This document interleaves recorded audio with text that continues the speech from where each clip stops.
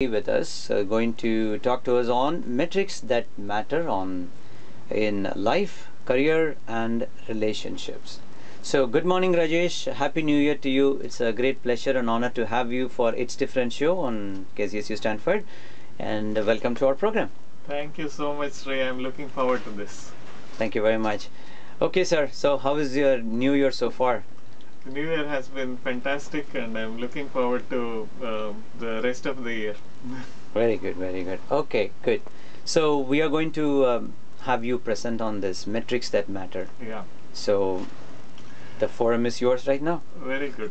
Yeah. So I have been thinking about the new year, and as people start looking at what they should do, New Year resolutions, how their life should become different, and people always there are also people who write about I make all the resolutions, and by the end of January I forget all of them, and then nothing happens, and then it's a repeat of everything.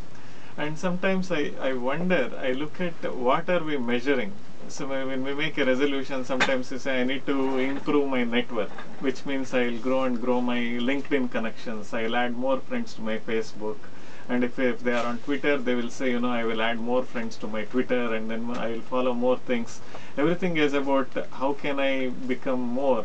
It's almost like we are most connected and also most disconnected, because the people next to us we stop talking, and then we are connected to people on the virtual world.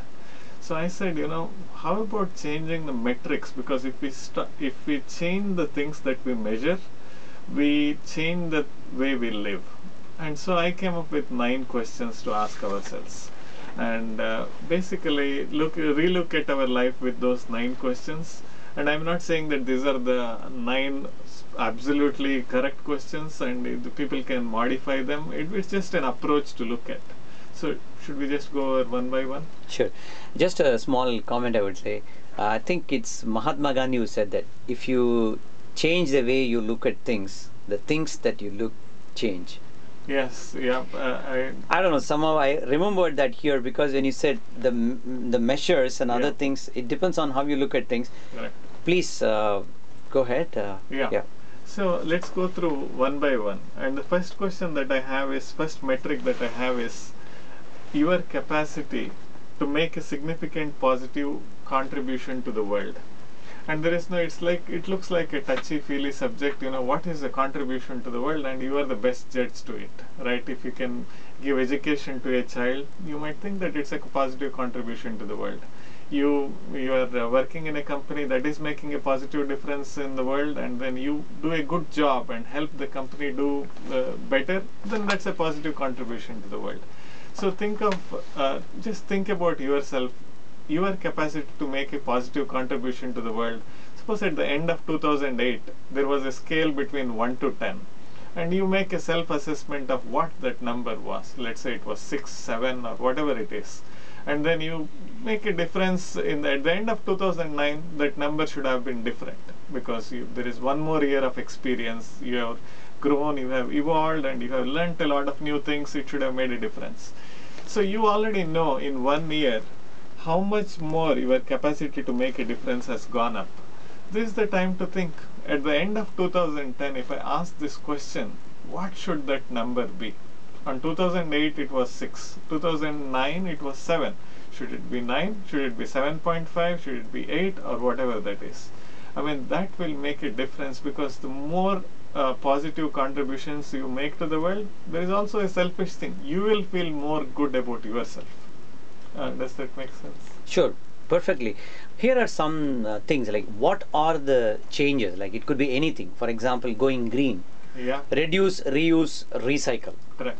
Or mentoring somebody, coaching somebody. Yeah. So I was just looking for some of those things that form a part of, that's where we are going to open it up for listeners, when we kind of go over different topics and say, what do they think as some of the metrics they think kind of fits into this category. Right? Totally. Right? Totally. And also many times, Sri, what people do is they wait until they complete something to make a difference, because I'm so busy now, but when I finish this project, I will look at doing something green. And they don't have to, like you mentioned, that if they're not recycling the plastic bottles that they're using to drink water, It can be as simple as that to make a difference, and you have to get into that habit, and once you get into that habit, you will start noticing that things will change.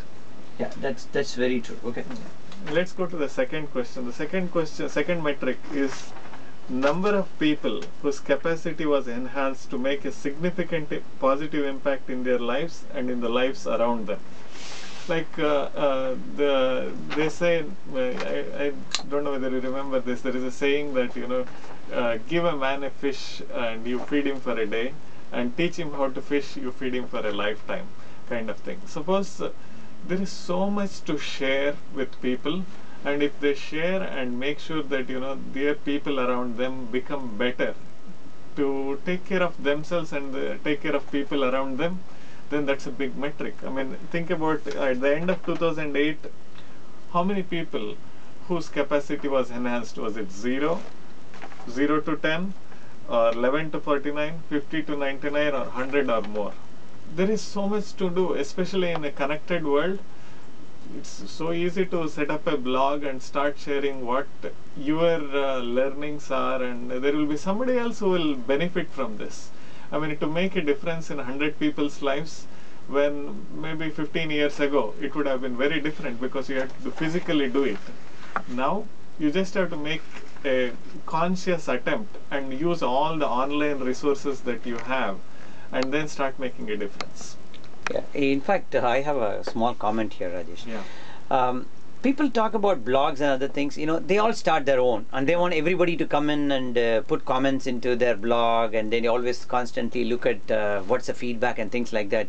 The question that one has to ask is, how many blogs you went and, you means the individual, went and posted comments and shared your experience with others? Yeah. This is, you are enhancing somebody's capacity in this case, in my opinion. Yeah. And second thing, you can correct me if I'm wrong. Yeah. Okay. The other thing is, like, whenever we buy things in shop, we shop around, we Google around, a lot of things we do, and then we look at what is the experience and user feedback. How many times have we posted after buying a product saying that product is really good, these are the pros and cons of the product? Is something is honestly everybody has to think about.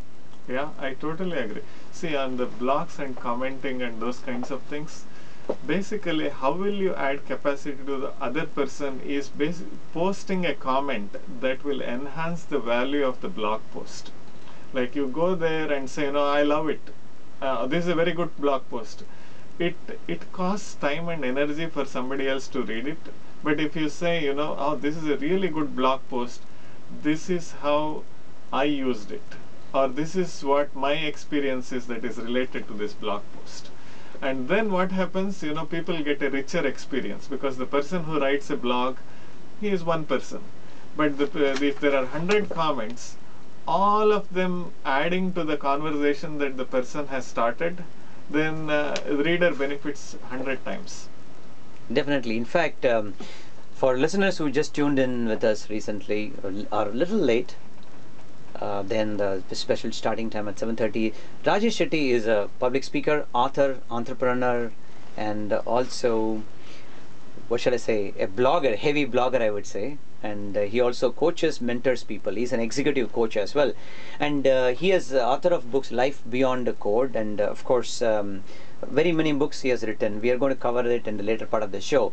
And other thing is, I wanted to touch a little bit on the blog posting, because I have used some of those blog posting for our show as well. And could you touch briefly on that, your blog that you do? Yeah. Thanks. Yeah. My blog is called Life Beyond Code, and I've been blogging since February 14, 2005. So it's going to be about. Congratulations on yes. completing 5 years. Yes, almost the same time you were running the show, right? Oh yeah, that's true. I started It's Different show in March 2005. Yes. So this is 5 years going to be complete in March. Yeah. True. That's amazing. That's really amazing. Thank and you know from by running the show, what it requires is consistency. Right. You cannot say, okay, if I am free on Wednesday, I will start this radio program. If I am not free, then it's okay. It won't, because people start expecting high quality programs, because once they are used to it, they expect it. And it's the same with the blog. You can start easy, And I say that most blocks go to the graveyard by the end of year one. Okay. Why? Because when they start, they have lots of ideas, and they start writing on things that they know. They forget that